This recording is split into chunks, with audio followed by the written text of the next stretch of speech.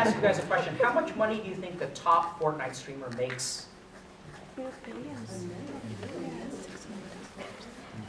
Millions. What is that, like 2 million? More than me. How many millions? Like 45. So $12 million a year. Right? So this is the, It depends on who you are. There are some extremely rich. yeah, so this is the other thing when I talk about video games not being games. So I work with some professional gamers. So these are people who like make their living through playing video games. And so for, when you tell your kid like, hey, I want you to like grow up and be a doctor and an investment banker, and I want you, like, why do you want to be an investment banker? So I can make 500 grand a year. And then when there's a 16-year-old kid, he's like, I can do that today.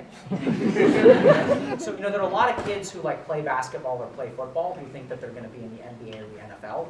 And the sad truth is that just a tiny percentage of them ever do it. And I think when it comes to having a conversation, so I work with some people who, tried to go pro, and when I talk to them, I think I talk to them about the numbers. So, if you have a 12-year-old son, you should ask them, what percentage, how much money do you want to make a year? And what percentage of people make that money?